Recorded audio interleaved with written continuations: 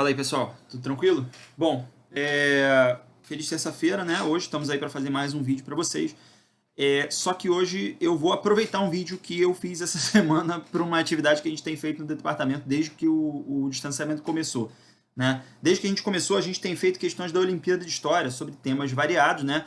2018, 2017, 2019 e até desse ano de 2020 a gente deu uma comentada lá numa outra parte do nosso portal de história.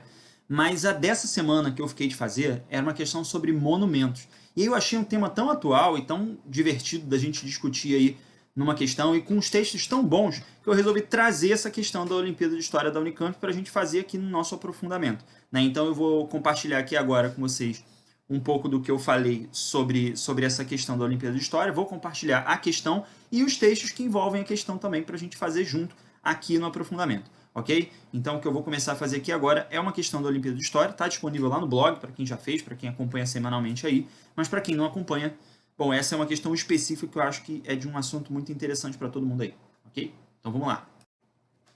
Então, bom, a questão é a questão número 12 da Olimpíada de História de 2017, da Unicamp, não é? Que a gente vai fazer.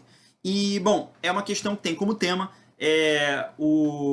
pichações que aconteceram em estátuas de São Paulo no ano de 2016 durante a campanha eleitoral para prefeito daquela cidade, na qual despontavam como candidatos favoritos lá o Dória, que hoje em dia é governador do estado de São Paulo, e a Marta Suplicy, que já tinha sido prefeita de São Paulo antes. Né? Esses dois candidatos discutiram sobre a conservação dos espaços públicos da cidade de São Paulo e, dentro daquele contexto, duas estátuas foram alvos de pichações. As estátuas eram a do Borba Gato, que hoje em dia muitos movimentos sociais estão discutindo a remoção dela da praça pública, né?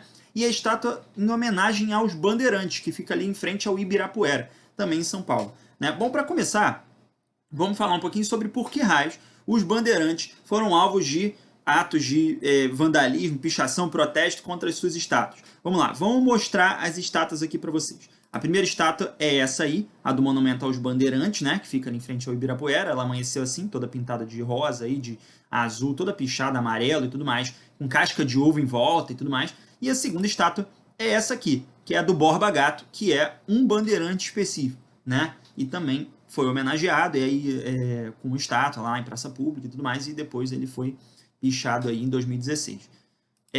Bom, então, essas duas estátuas, elas ainda existem, estão sendo alvo de discussão, como eu já disse antes, né? E porque elas remetem a um movimento lá do período colonial no Brasil chamado de bandeirantismo. Qual é a parada do bandeirantismo e por que o bandeirantismo já foi tão enaltecido a ponto de merecer estátuas em praça pública e hoje em dia é tão criticado, né? Bom, os bandeirantes, eles são os caras que lá no período colonial, eles praticavam ou foram incentivados pelo Estado português a praticar expedições de prospecção de pedras preciosas. Ou seja, eles eram os caras que entravam no território brasileiro para procurar metais preciosos, ouro, prata, diamantes e tudo mais. Só que aí que tá, né? Esses caras não encontraram isso nos primeiros 100 anos de colonização. Então, o que aconteceu com essas expedições de bandeirantes? Elas começaram a murchar, elas começaram a diminuir em quantidade, né? Então, regiões do Nordeste brasileiro quase não praticavam atividades e expedições bandeirantes. Isso é diferente em São Paulo. Por quê? Porque São Paulo era uma periferia econômica. Então, boa parte das pessoas que viviam no estado de São Paulo viviam da agricultura de subsistência e continuaram praticando essas expedições em busca de metais preciosos, né? Só que o que a gente também percebe é uma outra coisa. Conforme esses bandeirantes entravam no território, eles se deparavam com territórios de populações indígenas que tinham interiorizado por causa da colonização e por causa do extermínio indígena no litoral, né? Esses caras começaram a conhecer tanto o interior, mas tanto o interior, que eles começaram a cobrar por contratos para caçar escravizados que fugiam para o interior, né? Então esses bandeirantes eles começaram a fazer outras coisas para além da prospecção, né? Eles começaram a escravizar populações indígenas, eles começaram a fazer sertanismo de contrato, que era a busca por escravizados que fugiam, né, para o interior, e começaram inclusive a ser contratados para desmontar e destruir quilombos, né? Então os bandeirantes, que a princípio eram os caras que iam para o interior em busca de metais preciosos, eles começaram a ser especializados num negócio que a gente vai chamar de apresamento, que é exatamente essa prática de caçar humanos, né? Caçar pessoas, né? Populações originárias, indígenas e escravizados africanos, né? E eles começaram a fazer isso muito bem, né? E começaram a ganhar muita importância com isso. Tanto é que a Vila de São Paulo passa a ter uma importância grande a partir desse contexto, né? E aí, dentro desse cenário, entram muitos heróis paulistas, né? Pessoas que tiveram muito sucesso dentro dessas práticas, como o Borba Gato, Domingos Jorge Velho, entre outros, né? Esses caras, eles entram lá no panteão da história do Brasil por dois motivos.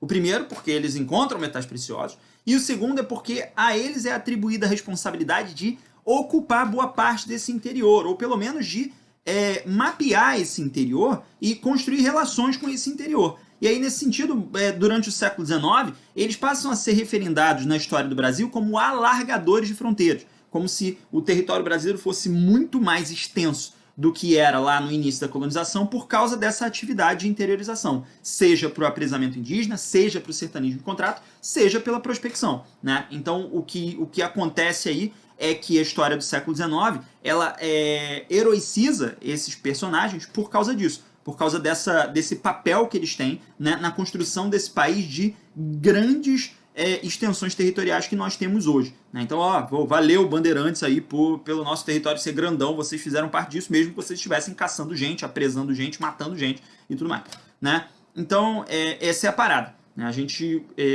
tem esses referenciais todos em praça pública sobre bandeirantes, principalmente em São Paulo por causa disso. São os caras que colocam São Paulo no mapa, né? E dentro desse papel aí de exploração do território e de extensão territorial. No caso dessas imagens aí especificamente, né, dessas estátuas, elas ainda têm uma questão que a gente precisa discutir, que é o fato de que elas foram construídas em momentos muito específicos, né? Então elas ainda têm uma carga de revisionismo histórico associadas a elas mesmas, né? O Borba Gato é uma estátua que foi construída em 62, então não é uma questão lá do século XIX só, né? Em 62 a gente estava revisitando a questão da construção de Brasília, a gente tinha acabado de ter o governo Juscelino Kubitschek, foi um governo que defendeu a integração maior do território, a integração nacional, e aí pode ter rememorado aí essa imagem dos bandeirantes para a sociedade, aí nesse sentido a estátua foi construída, né? Então, a estátua do Monumento às Bandeiras, lá que fica no Ibirapuera, ela tem uma formatação diferente, porque não mostra, né, os bandeirantes como homens brancos típicos, né? Então tem toda uma forma diferente de representar os bandeirantes, com traços mais indígenas, então, e é uma estátua de 1984, então já é da redemocratização no Brasil, né? Então, tipo assim, essa é uma questão também associada a essa discussão. A gente precisa entender até que ponto essas estátuas foram construídas, em que contexto elas foram construídas, e se elas já consideravam o fato de que havia uma revisão histórica do papel dos bandeirantes na sociedade. Dos anos 70 para cá a gente tem um monte de historiadores que começam a cobrar, né, das aulas, do ensino tradicional, que ele discuta essa questão. Se os caras foram alargadores de fronteiras e a que custo eles foram alargadores de fronteiras. Certo? Essa é uma parada problemática também. Mas eles também precisam ser reconhecidos pelo que eles foram, né? Os caras que mataram populações indígenas, escravizaram populações indígenas, destruíram quilombos, dizimaram pessoas, resistências negras e tudo mais. Então esses caras, eles são culpados de muitos crimes contra a humanidade aí também. Podem ser considerados genocídio, né? E aí, enfim, a grande parada aí é essa. Essa é a crítica que a gente precisa fazer aos bandeirantes e esse é a leitura que a gente precisa fazer, né? A questão, ela traz 3 textos. Um deles é um debate do João Dória com a Marta Suplicy, como eu falei lá no início, né? O João Dória e a Marta Suplicy, eles estão debatendo sobre um programa que o Dória tinha apresentado, que era o de zeladoria urbana. Né? Todo mundo já deve ter ouvido falar nisso, né? O cara falando que tinha que pintar os muros por causa da pichação, falando mal da pichação, da falta de conservação dos monumentos históricos e tudo mais e tal, caramba. Né? E a Marta concordando com ele. Não, realmente, pichação é um problema. Grafite não, grafite é arte. Pichação não, pichação é coisa de vândalo, né? Então, esse é o primeiro texto, já é um texto maneiro para a gente ler, exatamente porque, né, a gente mostra para a gente como esse espaço é difuso para a elite paulistana, né? O que é pichação, o que é grafite? Pichação é vandalismo, e vandalismo não é nada, não é um protesto, né? não é uma expressão, não precisa ser compreendida, não precisa ser discutida. Não, pichação é uma porcaria, apaga e bate nos caras aí que picharam, né?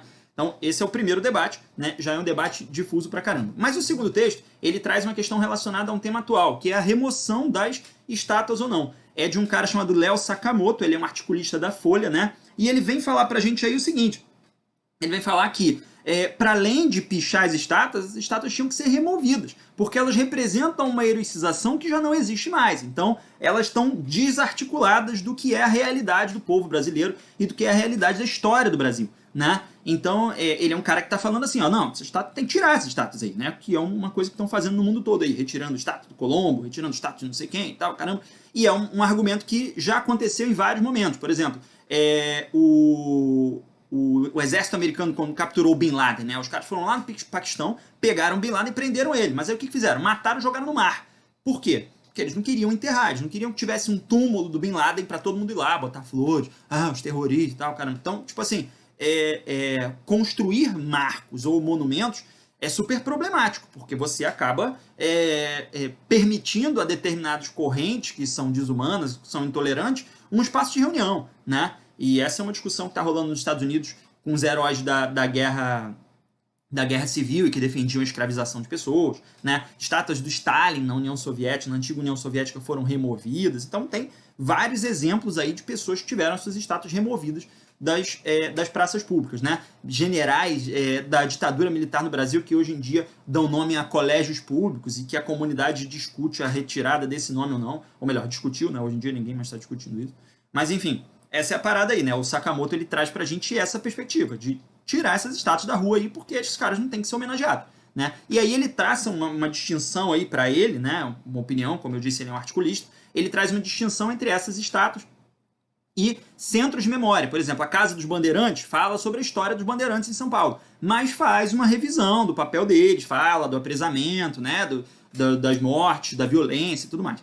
Então, para ele, estátua é uma coisa que heroiciza, mas os centros de memória que falam sobre isso fazem uma reflexão mais séria, né? E aí o terceiro texto, que é um texto maneiraço também, né, de um professor da Faculdade de Arquitetura e Urbanismo da USP, né, ele é de um cara chamado Silvio Oxman, né, e ele fala o seguinte, ele fala que ele não tem problemas com os atos de vandalismo, pelo contrário, não são atos de vandalismo, são protestos, né, protestos violentos contra a imagem desses personagens, né, dos bandeirantes, como o Borba Gato, mas ele diz o seguinte, ele diz que, embora ele seja totalmente favorável a esses protestos contra essas figuras violentas da história do Brasil, ele reconhece que essa discussão não estaria sendo feita se essas estátuas não existissem, né? Então, tipo assim, a imagem dos bandeirantes ela está eternizada na historiografia tradicional do Brasil de uma determinada maneira, e muita gente estudou na escola desse jeito, né? Então, se essas imagens não existissem e esse debate não tivesse sendo feito agora, a gente não teria a oportunidade de rediscutir o papel desses bandeirantes com a sociedade, de uma maneira ampla, né? Explicar para essa galera, ó, por que essa estátua está aí na praça, né? Por que as pessoas reconheceram em algum momento da história que esses caras eram heróis? Por que a gente não pode fazer isso agora, né? Se eu não me engano, tem um movimento hoje em dia aí que caminha em paralelo a esse da remoção das estátuas, defendendo a criação de placas explicativas, né? Então você tem lá uma estátua do Almirante Barroso lá no meio da praça pública, mas aí você pode botar uma placa explicativa sobre a Guerra do Paraguai e sobre o papel que ele teve lá, né? A mesma coisa com Caxias em relação a um monte de movimentos revoltosos no Brasil, né? O Caxias ele é reconhecido até hoje pelo Exército Brasileiro como o pacificador. A maior honraria do Exército Brasileiro é a medalha do pacificador e que é uma referência ao Caxias, que é o patrono do Exército, né? Então, a gente pode discutir o papel do Caxias, a gente pode questionar o Caxias como um pacificador de fato e não como um cara que exterminou movimentos pela libertação de escravizados e tudo mais. Pode, esse é um debate que tem que ser feito. A gente precisa remover a estátua do Caxias para isso? Talvez não, é o que o Silvio Oxman está dizendo. A gente pode botar uma placa explicativa lá. O Caxias ele foi conhecido como pacificador, mas ele matou gente pra caramba para impedir movimentos que hoje em dia seriam considerados progressistas, né? Então, toda essa parada aí é importante pra caramba pra gente fazer a questão, né? E aí eu vou deixar aí pra vocês esse vídeo explicativo e vou fazer a questão agora.